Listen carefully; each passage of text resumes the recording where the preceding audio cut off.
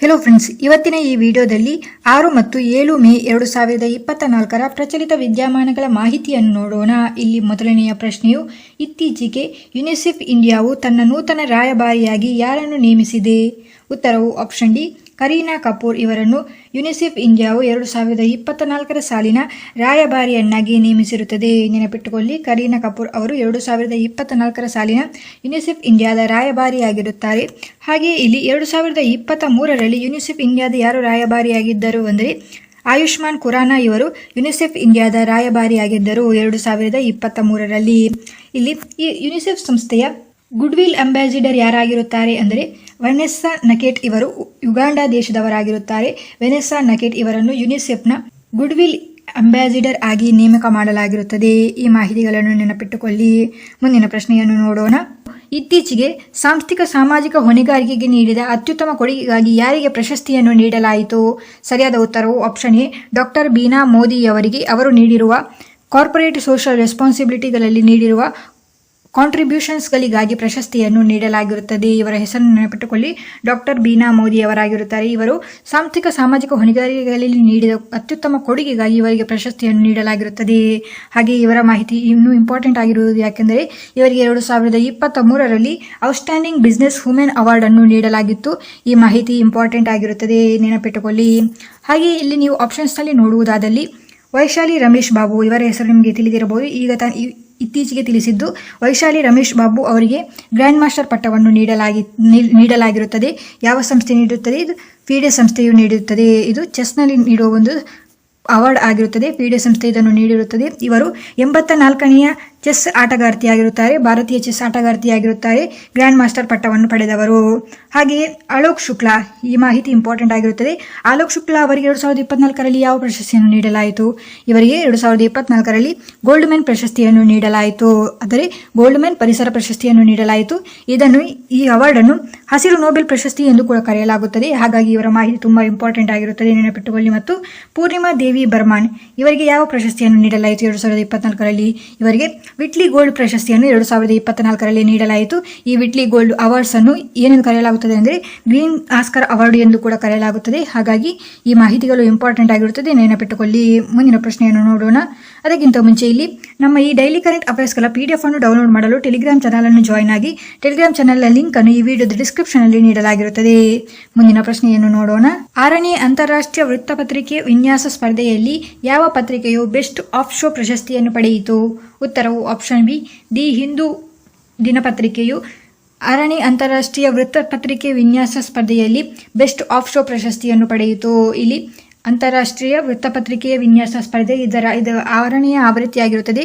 ಇದನ್ನು ಯಾರು ಆಯೋಜಿಸುತ್ತಾರೆ ಅಂದರೆ ನ್ಯೂಸ್ ಪೇಪರ್ ಡಿಸೈನ್ .in ಸಂಸ್ಥೆಯು ಆಯೋಜಿಸುತ್ತದೆ.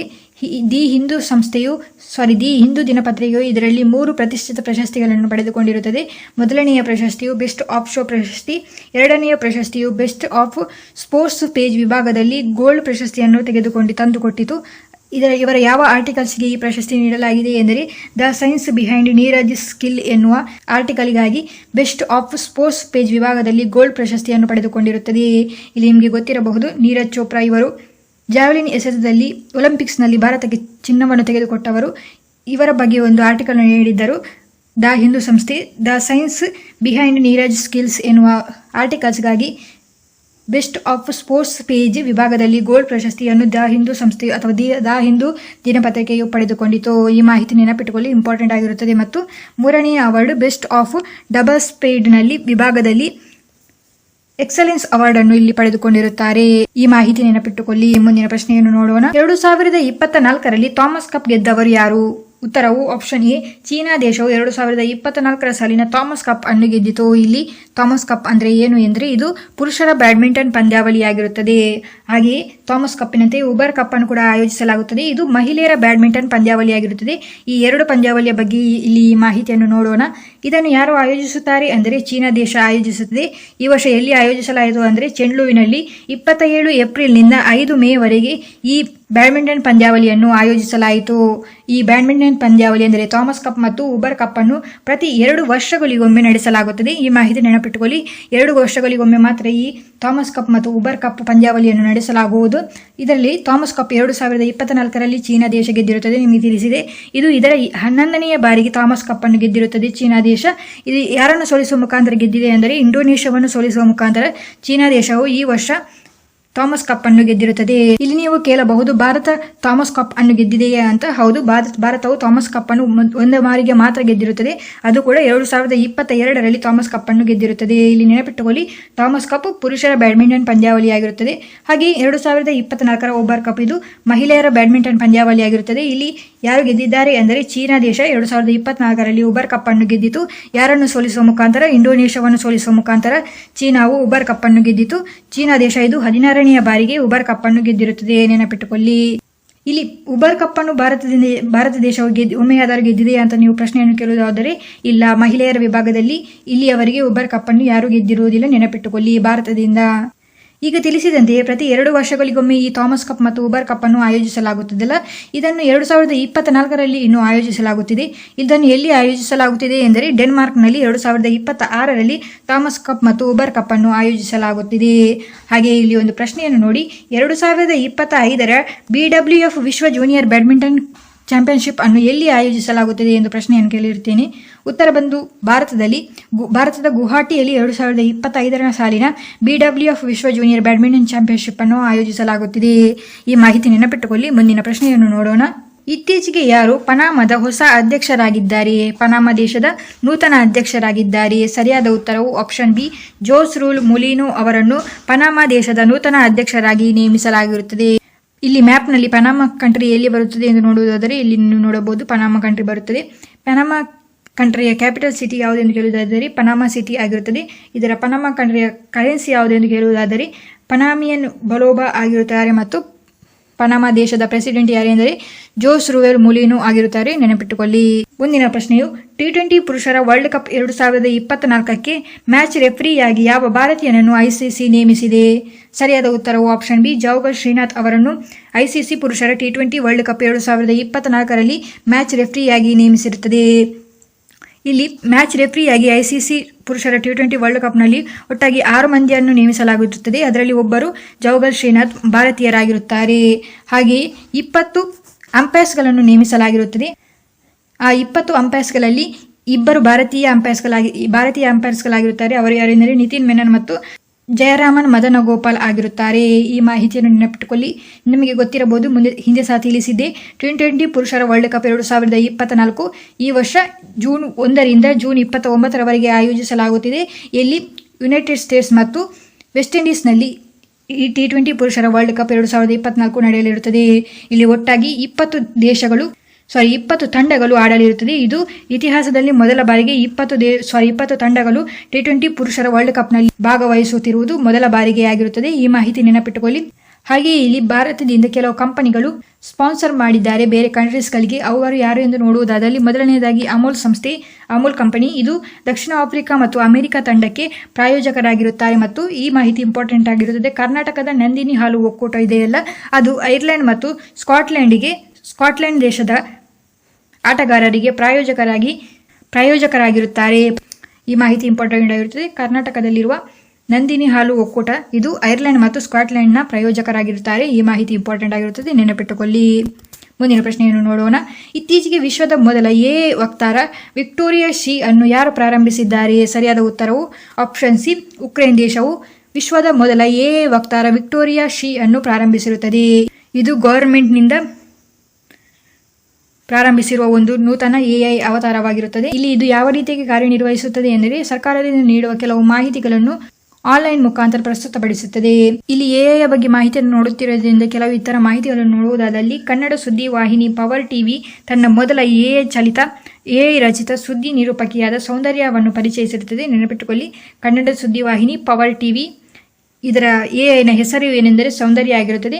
ಇದು ನ್ಯೂಸ್ ರಿಪೋರ್ಟರ್ ಆಗಿ ಕಾರ್ಯವನ್ನು ನಿರ್ವಹಿಸುತ್ತದೆ. ಹಾಗೆ ಇದು ದಕ್ಷಿಣ ಭಾರತದ ಮೊದಲ ಎಐ ರಿಪೋರ್ಟರ್ ಆಗಿರುತ್ತಾರೆ. ಈ ಮಾಹಿತಿಯನ್ನು ನೆನಪಿಟ್ಟುಕೊಳ್ಳಿ. ಪವರ್ ಟಿವಿಯಲ್ಲಿ ಪ್ರಸ್ತುತಪಡಿಸಿರುವುದು ಸೌಂದರ್ಯ ಅಂತ ಹೆಸರಾಗಿರುತ್ತದೆ ಮತ್ತು ಇದು ದಕ್ಷಿಣ ಭಾರತದ ಮೊದಲ ರೋಬೋಟಿಕ್ ಆಂಕರ್ ಆಗಿರುತ್ತಾರೆ. ಈ ಮಾಹಿತಿ ನೆನಪಿಟ್ಟುಕೊಳ್ಳಿ. ಮತ್ತು ದೇಶದಲ್ಲಿ ಮೊದಲ ಎಐ ನ್ಯೂಸ್ ರೀಡರ್ ಯಾರಾಗಿದ್ದಾರೆ ಅಂದರೆ ಲೀಸಾ.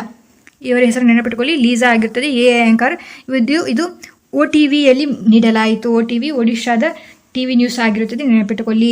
ಹಾಗೆ ವಿಶ್ವದ ಮೊದಲ ಎಐ ಚಾಲಿತ ಆಂಟಿ ಡ್ರೋನ್ ಸಿಸ್ಟಮ್ ಯಾವುದಾಗಿರುತ್ತದೆ ಅಂದರೆ ಇಂದ್ರಜಾಲ್ ಆಗಿರುತ್ತದೆ. ಇದನ್ನು ನೆನಪಿಟ್ಟುಕೊಳ್ಳಿ. ಮುಂದಿನ ಪ್ರಶ್ನೆಯನ್ನು ನೋಡೋಣ. ಇಂಡಿಯನ್ ಸೂಪರ್ ಲೀಗ್ 2023-24 ಪ್ರಶಸ್ತಿಯನ್ನು ಯಾರು ಗೆದ್ದಿದ್ದಾರೆ? ಇದು ಫುಟ್ಬಾಲ್ ಕ್ರೀಡೆಯಾಗಿರುತ್ತದೆ. ಇದರಲ್ಲಿ ಮುಂಬೈ ಸಿಟಿ FC ತಂಡವು ಇಂಡಿಯನ್ ಸೂಪರ್ ಲೀಗ್ 2023-24 ಪ್ರಶಸ್ತಿಯನ್ನು ಗೆದ್ದಿರುತ್ತದೆ. ಇದರ ಬಗ್ಗೆ ಹೆಚ್ಚಿನ ಮಾಹಿತಿಯು ಇಂಡಿಯನ್ ಸೂಪರ್ ಲೀಗ್ 2023-24 ಇದು ಇದರ 10ನೇ ಆವೃತ್ತಿಯಾಗಿರುತ್ತದೆ. ಈ ಪ್ರಶಸ್ತಿಯನ್ನು ಯಾರು ಗೆದ್ದರೆ ಎಂದರೆ ಮುಂಬೈ ಸಿಟಿ FCಯು ಗೆದ್ದಿರುತ್ತದೆ. ಯಾರನ್ನು ಸೋಲಿಸುವ ಮುಖಾಂತರ? ಮೋಹನ್ ಬಗಾನ್ ತಂಡವನ್ನು ಸೋಲಿಸುವ ಮುಖಾಂತರ ಮುಂಬೈ ಸಿಟಿ FCಯು ಇಂಡಿಯನ್ ಸೂಪರ್ ಲೀಗ್ 2023-24 ಸಾಲಿನ ಪಂದ್ಯವನ್ನು ಗೆದ್ದಿರುತ್ತದೆ. ಇದನ್ನು ಯಾರು ಆಯೋಜಿಸಿದ್ದರು ಎಂದರೆ ವಿವೇಕಾನಂದ ಯುವ ಭಾರತಿ ಕ್ರೀಡಾಂಗಣ ಕೋಲ್ಕತ್ತಾದಲ್ಲಿ ಆಯೋಜಿಸಲಾಯಿತು. ಇದು ಪಶ್ಚಿಮ ಬಂಗಾಳದಲ್ಲಿದೆ. ಇಲ್ಲಿ ಇತ್ತೀಚೆಗೆ ನಡೆದ ಕೆಲವು ಫುಟ್ಬಾಲ್ ಪಂದ್ಯಾವಳಿಗಳ ಬಗ್ಗೆ ಮಾಹಿತಿಯನ್ನು ನೋಡೋಣ. ಫ್ರೆಂಚ್ ಓಪನ್ ಫುಟ್ಬಾಲ್ ಲೀಗ್ 1 ಈ ಪಂದ್ಯದಲ್ಲಿ ಪ್ಯಾರಿಸ್ ಸೆಂಟ್ ಜುವೈನ್ FC ತಂಡವು ಗೆದ್ದಿರುತ್ತದೆ. ಹಾಗೆ ಪುರುಷರ AFC ಅಂಡರ್-23 ಏಷ್ಯನ್ ಕಪ್ ಇದನ್ನು ಜಪಾನ್ ತಂಡವು ಗೆದ್ದಿತು. ಇದು ಉಜ್ಬೇಕಿಸ್ತಾನ್ ಅನ್ನು ಸೋಲಿಸುವ ಮುಖಾಂತರ ಜಪಾನ್ ತಂಡ ಗೆದ್ದಿರುತ್ತದೆ. ಹಾಗೆಯೇ 132ನೇ ಡುರಾಂಡ್ ಕಪ್ 2024 ಪಂದ್ಯ ಇದು ಫುಟ್ಬಾಲ್ ಪಂದ್ಯವಾಗಿರುತ್ತದೆ. ಇದರಲ್ಲಿ ಯಾರು ಗೆದ್ದಿದ್ದಾರೆ ಅಂದರೆ ಮೋಹನ್ ಬಗಾನ್ ತಂಡ ಗೆದ್ದಿರುತ್ತದೆ, ನೆನಪಿಟ್ಟುಕೊಳ್ಳಿ. ಮುಂದಿನ ಪ್ರಶ್ನೆಯು ಸರ್ಕಾರಿ ನಿವೃತ್ತಿ ಹೊಂದಿದ ಜನರಿಗೆ ಪಿಂಚಣಿ ಇಲಾಖೆಯು ಇತ್ತೀಚೆಗೆ ಯಾವ ಪೋರ್ಟಲ್ ಅನ್ನು ಪ್ರಾರಂಭಿಸಿದೆ? ಉತ್ತರವು ಆಪ್ಷನ್ ಡಿ ಭವಿಷ್ಯ ಪೋರ್ಟಲ್ ಅನ್ನು. ಸರ್ಕಾರಿ ನಿವೃತ್ತಿ ಹೊಂದಿದ ಜನರಿಗೆ ಪಿಂಚಣಿ ಇಲಾಖೆಯು ಪೋರ್ಟಲ್ ಅನ್ನು ಪ್ರಾರಂಭಿಸಿರುತ್ತದೆ. ಪೋರ್ಟಲ್ ಹೆಸರು ನೆನಪಿಟ್ಟುಕೊಳ್ಳಿ, ಭವಿಷ್ಯ ಪೋರ್ಟಲ್ ಆಗಿರುತ್ತದೆ. ಈ ಪೋರ್ಟಲ್ನ ಮುಖಾಂತರವಾಗಿ ಕೇಂದ್ರ ಸರ್ಕಾರವು ಬ್ಯಾಂಕ್ ಆಫ್ ಇಂಡಿಯಾದೊಂದಿಗೆ ಭವಿಷ್ಯದ ಪೋರ್ಟಲ್ ಅನ್ನು ಪ್ರಾರಂಭಿಸಿರುತ್ತದೆ. ಅದಲ್ಲದೆ ಪಿಂಚಣಿದಾರರು bank of India, SBI, bank of Baroda, Punjab national bank ಮತ್ತು ಕೆನರಾ ಬ್ಯಾಂಕ್ಗಳ ಬ್ಯಾಂಕ್ ಖಾತೆಗಳಲ್ಲಿ ಪಿಂಚಣಿ ಹೊಂದಿರುವ ಜನರು ಭವಿಷ್ಯದ ಪೋರ್ಟಲ್ ಅನ್ನು ಬಳಸಬಹುದಾಗಿರುತ್ತದೆ ಮತ್ತು ಭವಿಷ್ಯದಲ್ಲಿ ಈ ಪೋರ್ಟಲ್ನಲ್ಲಿ ಎಲ್ಲ ಬ್ಯಾಂಕುಗಳನ್ನು ಸಂಪರ್ಕಿಸಲು ಸರ್ಕಾರವು ಯೋಜಿಸುತ್ತಿದೆ. ಇಲ್ಲಿ ನೀವು ಮಾಹಿತಿಯನ್ನು ನೆನಪಿಟ್ಟುಕೊಳ್ಳಿ. ಜಾಗತಿಕ ಪಿಂಚಣಿ ಸೂಚ್ಯಂಕ 2023 ಇತ್ತೀಚೆಗೆ ಬಿಡುಗಡೆ ಮಾಡಲಾಯಿತು. ಇದರಲ್ಲಿ ಮೊದಲನೆಯ ಸ್ಥಾನವನ್ನು ನೆದರ್ಲ್ಯಾಂಡ್ ಪಡೆದುಕೊಂಡರೆ ಭಾರತ ಯಾವ ಸ್ಥಾನ ಪಡೆದುಕೊಂಡಿತು ಅಂದರೆ 45ನೇ ಸ್ಥಾನವನ್ನು ಪಡೆದುಕೊಂಡಿತು ಜಾಗತಿಕ ಪಿಂಚಣಿ ಸೂಚ್ಯಂಕದಲ್ಲಿ 2023 ಸಾಲಿನಲ್ಲಿ. ಮುಂದಿನ ಪ್ರಶ್ನೆಯು ಇತ್ತೀಚೆಗೆ ಯಾವ ಕುಸ್ತಿಪಟುವನ್ನು ನಾಡಾ ಅಮಾನತುಗೊಳಿಸಿರುತ್ತದೆ? ನಾಡಾ ಸಂಸ್ಥೆಯು ಅಮಾನತುಗೊಳಿಸಿದೆ. ಸರಿಯಾದ ಉತ್ತರವು ಆಪ್ಷನ್ ಎ ಬಜರಂಗ್ ಪುನಿಯಾ ಅವರನ್ನು ನಾಡಾ ಸಂಸ್ಥೆಯು ಅಮಾನತುಗೊಳಿಸಿರುತ್ತದೆ. ಇಲ್ಲಿ ಇವರನ್ನು ಯಾಕೆ ಅಮಾನತುಗೊಳಿಸಿದ್ದಾರೆ ಎಂದರೆ ಇವರು ಡೋಪಿಂಗ್ ಟೆಸ್ಟ್ ಅನ್ನು ಮಾಡಲು ನಿರಾಕರಿಸಿದ್ದಕ್ಕಾಗಿ ಇವರನ್ನು ಅಮಾನತುಗೊಳಿಸಲಾಗಿರುತ್ತದೆ. ಡೋಪಿಂಗ್ ಟೆಸ್ಟ್ ನಿಮಗೆ ಗೊತ್ತೇ ಇರಬಹುದು.